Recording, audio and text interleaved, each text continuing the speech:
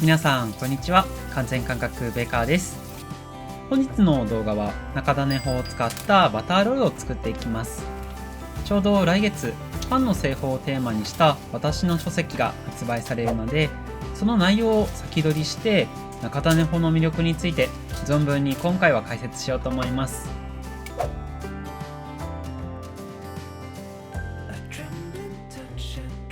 あえてちょっとめんどくさい中種法っていう製法を解説しようと思ったのは、パンがすぐに硬くなってしまうって悩んでる声が普段から多く寄せられるからですね。焼き上がったパンが翌日以降に硬くなる原因は、小麦粉が水分を吸う時間が少ないことだと私は認識してます。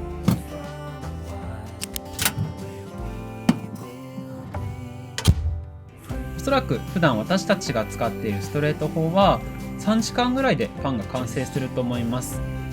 それって語弊を恐れずに分かりやすくざっくり言ってしまえば、小麦粉の表面を水でさっと濡らして火を通しているぐらいな感じなので、それは乾燥しやすいのも当たり前なのかなと思うんですよね。お米でいう早炊き機能を使っているようなイメージですかね。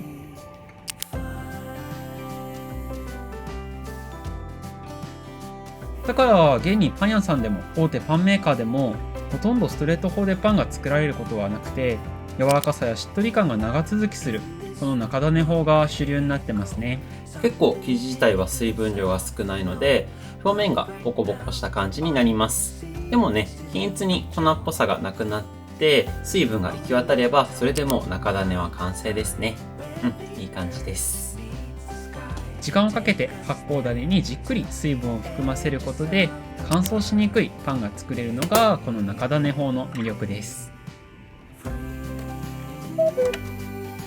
中種の発酵の見極めは大きさが2倍以上になっていて、内側に気泡がしっかり入ってたら OK です。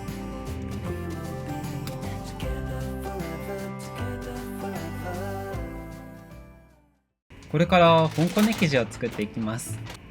中種だけだと材料が少なくて味気ないパンになってしまうので、残りの材料を後から入れていく工程がこの本こねですね。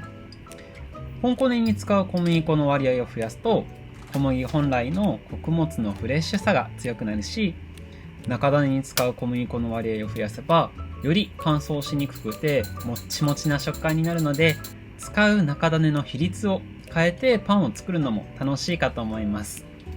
ちなみに書籍の方ではいろんな割合でパンを作れるように様々なレシピを載せてますよ。生地がこね上がるときに冷たいと発酵が鈍くなってなかなか膨らんでくれないので、ここで使う仕込み水の温度を調節してこね上がりの温度がだいたい25度ぐらいを目指していきましょう。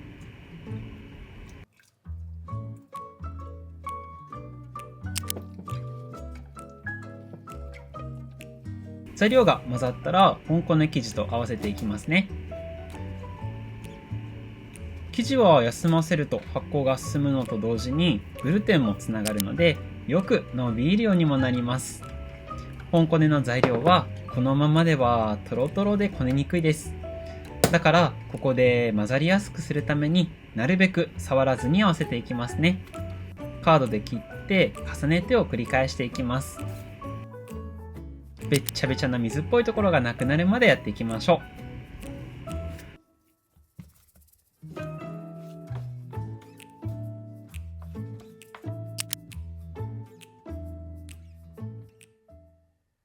う。ちなみに書籍にも動画付きで解説は載っているんですけども、それはこねるシーンはノーカットでフル尺だから、動画を脇で再生しながら一緒にこねることもできます。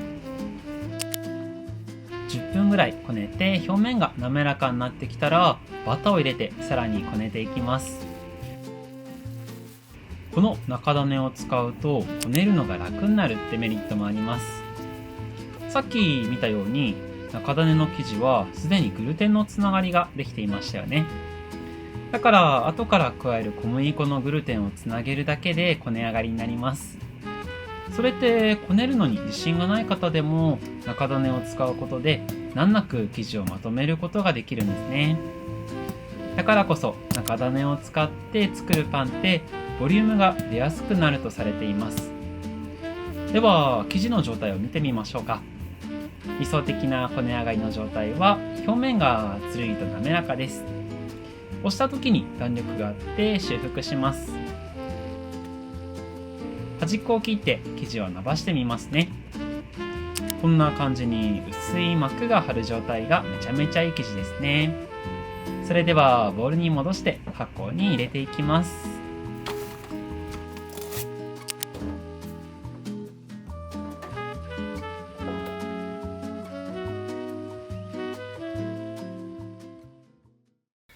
はい、では発酵が終わった生地ですね。しっかりとボリュームが出てると思います。では指に粉つけて生地目開けてプスッと刺して、抜いた時に粉が下がらなければ発酵良好ですね。いい感じ。まんべんなくガス抜いていきますね。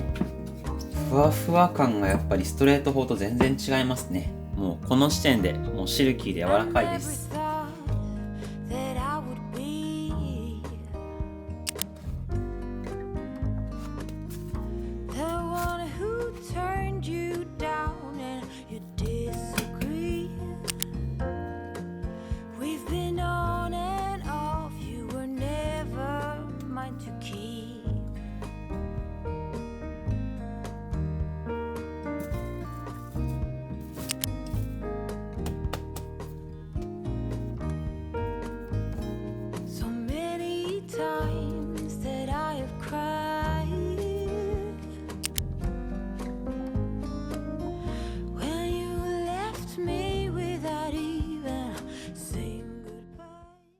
では形の整え方をやっていきます。休ませておいた生地はつまんでたところを上にして、これを少し広げていきます。だいたい10センチぐらいの大きさに広げられたら手前側から巻いていきます。ちょっと剥がして、でクッと引き締めるようにね巻いていきましょう。でこの巻き終わり一番最後のところはちっちゃくちょんちょんちょんとつまんで、このつまんだところは開かないように下にして置いておきましょう。一気に形を整えると縮む力が強くなりすぎてしまうので、まずとりあえず全部この状態までいきましょう。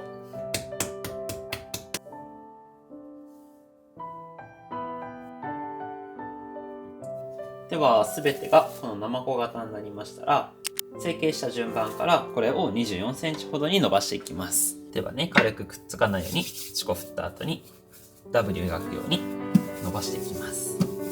この時横に引っ張るっていうよりかは生地を引き締めて細くするイメージですね。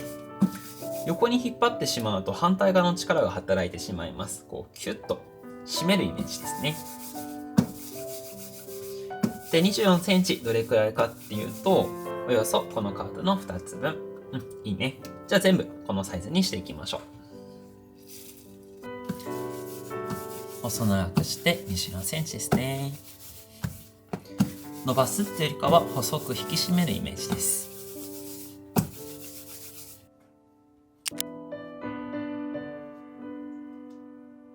ではこの後ロールしていきますね。これも形整えた順番から、休ませる時間が長ければ長いほど柔らかさが出てね、形が整えやすくなるからですね。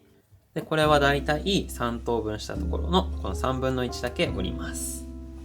こんな感じですね。これはこの真ん中から上引っ張りながらコロコロってします。下はそのまま引っ張らずにコロコロっとします。そうすると自然とこんな感じの雫型になりますね。そしたらこれ一度剥がします。生地が突っ張ってるのを解放するためですね。これね、こうやって一回剥がさないと綺麗にね段が出なくなるんですね。そしたら手前側この部分で芯作ります。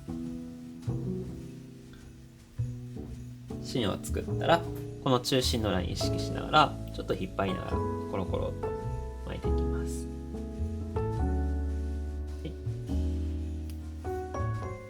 こんな感じですね。でここまでできたらこの巻き終わりの一番最後の部分は真下に来るようにして天板に並べていきましょう。ではこんな感じで全部の成形が終わりました。それではこちらを発酵に入れてきます。行ってきます。ではいってらっしゃい。大きくなって帰ってきてね。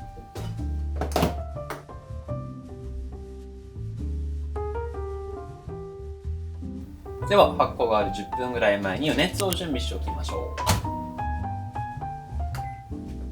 う。では生地の発酵が終わりました。しっかりとボリューム出てますね。いい感じ。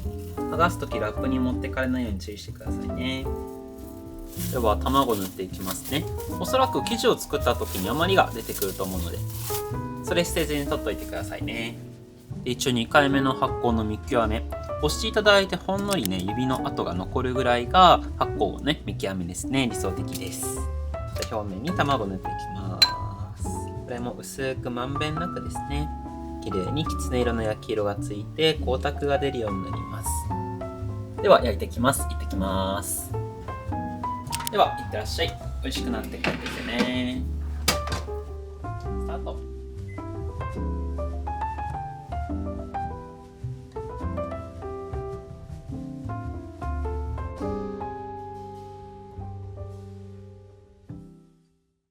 では、焼き上がりましたね。見てみましょう。いい色。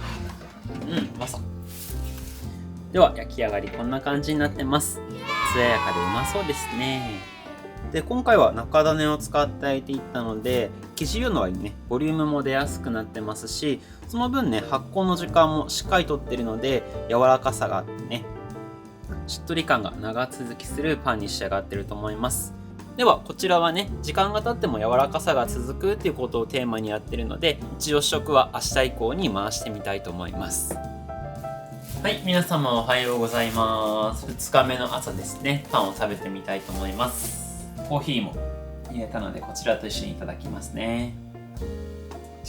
で焼き上がったパンは粗熱が取れたらこんな感じに袋に詰めておくと日持ちしやすくなります。一番ダメなのは冷蔵庫ですね。その温度帯って一番パンが乾燥しやすくなります。では早速いただいてみます。いただきます。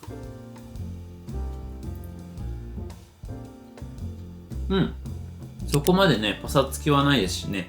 やっぱりパサパサ感感じるところって口の中の水分がどれだけ奪われるかだと思うんですよね。でもね全然パサついてなくて飲み物なくてもね平気でいけますね。やっぱりもっと美味しく食べる方法はバターとかね塗ってあげるともっと食べやすくなると思います。バターロールって一説によるとバターを塗って食べるからバターロールらしいですよ。うまい。やばみ。この中種法もね話に聞くだけだと発酵種を作ってそれを香粉生地に混ぜて作るだけだよみたいな、発酵種って何みたいになってしまってどうしても複雑に考えがちなんですけれども、実際工程を見てみるとねそんなに難しくないですし、中種自体もね混ぜて軽くこねるだけで完成するので、もしねよかったらチャレンジしていただいて、でこの発酵種をね使う製法他にもねポーリッシュ法とか、オーバーナイト法とかもありますので、それはね今回ね発売する書籍に全部まとめてどういう違いがあるのかっていうのを解説しているので、もしよかったなって思った方その書籍もお買い求めいただくと嬉しいです。はい、それでは本日の動画はいかがでしたでしょうか。作ってみたくなったな、勉強になったな、美味しそうだなって思った方ぜひチャンネル登録高評価していただけると嬉しいです。それではまた次回の動画でお会いしましょう。失礼します。